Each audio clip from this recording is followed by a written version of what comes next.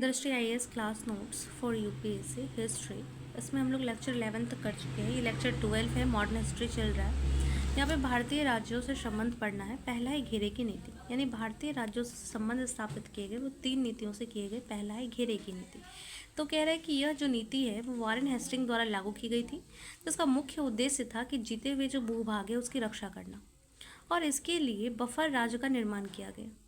और उसके साथ जो है मित्रता की नीति अपनाई गई, यानी कि वॉरेन हेस्टिंग लेकर के आते हैं घेरे की नीति को, और इसका उद्देश्य ये था कि जीता हुआ जो भूभाग है उसकी रक्षा करने के लिए ये लाया गया था।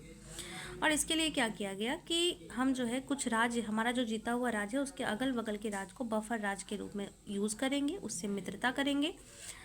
और इस नीति जो थी वो उसका उद्देश्य यह था कि किसी शत्रु राज्य से सीधी सीमा ना लगे, क्योंकि उसके बगल वाला हमारा मित्र है, ताकि युद्ध की स्थिति तैयार ना हो। शत्रु के संभावित आक्रमण से अपने राज्य की रक्षा के लिए मित्र राज्य को सैन्य सहायता दी जाती थी।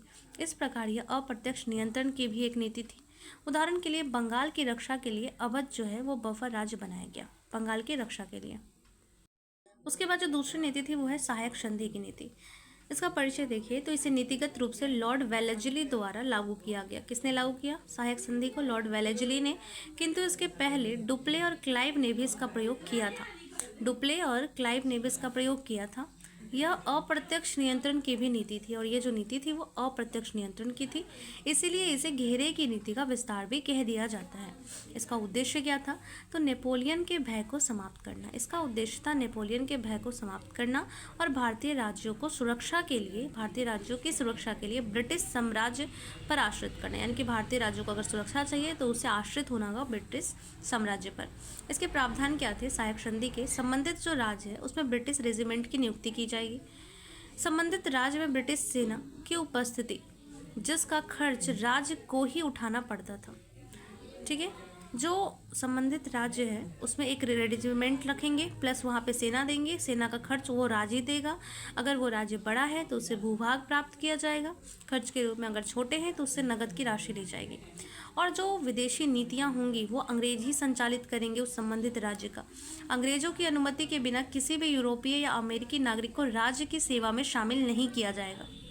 और अंग्रेज राज्यों के आंतरिक प्रशासन में हस्तक्षेप नहीं करेंगे। राज्य के किसी भी आंतरिक प्रशासन में अंग्रेज हस्तक्षेप नहीं करेंगे। इसका क्रियान्वयन देखिए अगर तो हैदराबाद जो है 1798, मैसूर 99, तंजौर 1799, अवध 1801, पेशवा 1802। हैदराबाद, मैसूर, तंजौर, अवध, पेशवा। हैदराबाद, मैसूर, तंजौर, अवध, पेशवा। तो नीतियाँ हैं, इसमें लाभ क्या है?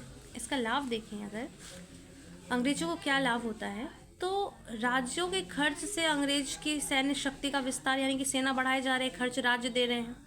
अप्रत्यक्ष नियंत्रण के माध्यम से ब्रिटिश साम्राज्य का विस्तार भी हुआ है।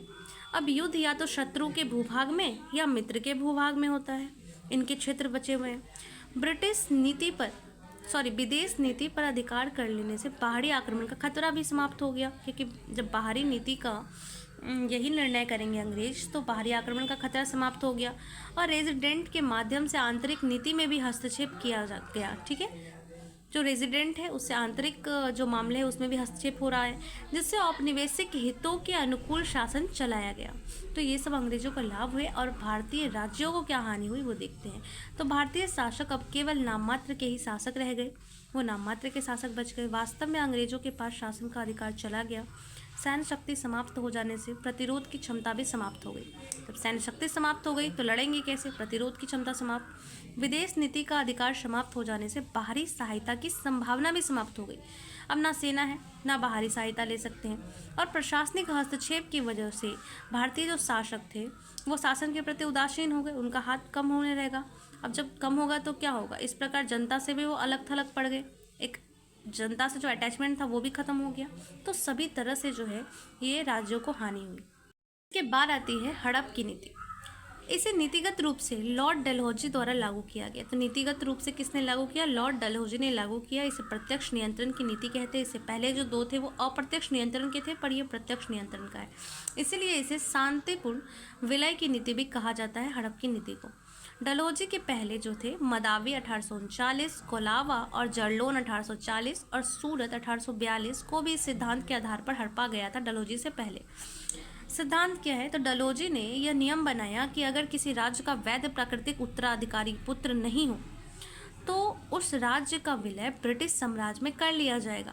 हालांकि ये जो विलय की नीति थी यह केवल एक विशिष्ट प्रकार के राज्यों पर ही लागू होती थी, सभी राज्यों पर नहीं। तो क्रियान्वयन के लिए 3 तरह के राज्यों को बांटा गया। पहला स्वतंत्र राज्य, दूसरा संरक्षित मित्र राज्य और तीसरा आश्रित राज्य। स्वतंत्र राज्य से तात्पर्य है जो अंग्रेजों से स्वतंत्र थे, उस पर यह नीति लागू नहीं होती थी। दूसरा है संरक्षित मित्र राज्य, यानी कि अंग्रेजों से के अप्रत्यक्ष नियंत्रण वाले राज्य। इस पर क्या होता था कि दत्तक पुत्र को शासक बनने के लिए अंग्रेजों से अनुमति लेनी पड़ती थी और अनुमति मिल भी जाती थी। और तीसरा था आश्रित राज्य, जिन राज्यों का उदय ब्रिटिश नीतियों के कारण हुआ हो। यहाँ पे दत्तक पुत्र को शासन करने का अधिकार नहीं था और इसमें क्या किया जाता था, ब्रिटिश साम्राज्य में विलय और यही वाले राज्य का विलय किया जाता था। इसके अंतर्गत सतारा का विलय 1848 में, सतारा का है महाराष्ट्र में। जयपुर संभलपुर का विलय जो है 1839 में। बघाट का विलय 1850 में। उदयपुर का विलय जो है 1852 में। झांसी का विलय 1853 और नागपुर का विलय 1854 में।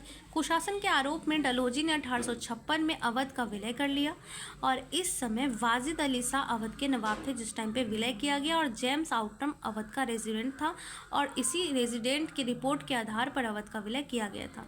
अगर इसका मूल्यांकन किया जाए तो यह नीति जो थी वो ब्रिटिश साम्राज्य के प्रसार के लिए अपनाई गई थी और संचार की सुविधा के लिए सतारा एवं नागपुर का विलय किया गया था। संचार की सुविधा के लिए सतारा और नागपुर का विलय किया गया था। कृत्रिम रूप से संरक्षित मित्र राज्य एवं आश्रित राज्य के बीच अंतर किया गया। ये जो अंतर था वो कृत्रिम रूप से किया गया, वास्तविक में इन्हें अलग करने का कोई तार्किक कारण नहीं था।